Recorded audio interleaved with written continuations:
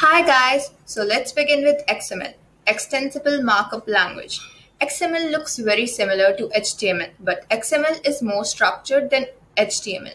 Here you can see an example of XML document on the screen.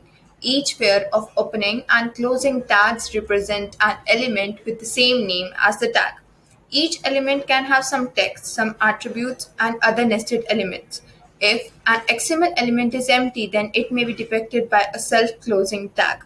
Often, it is helpful to think of an XML document as a tree structured where there is a top element. Here, it is person and other tags like name, phone, and email as drawn as children of their parent elements.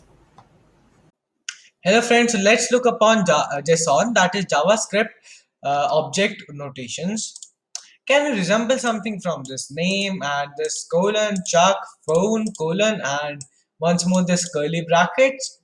I think so, you guessed it right, that it is a dictionary. This name is key and this chuck is value. You have to of course import JSON before doing this, but what is this? Why are we doing this inside XML? Actually, this is being done inside XML simply because it works as XML inside JavaScript. So this can also be used in Python as well because of that library known as JSON. I'll import it over here. Import JSON.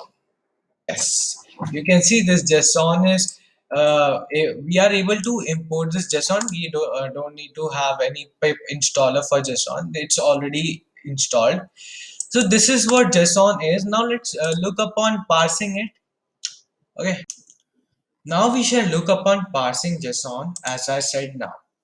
Here you have to import JSON first, and this triple quote says doc strings actually, and it helps in providing multi-line of code, but I am not sure why isn't it working. So at your end, it will work for sure. I am sure. I have some problem in my laptop, which I am using. Then what you have to do is you have to use this load syntax, loads method, in which you have to say save all this data. What it will do is it will copy from all the data to this info.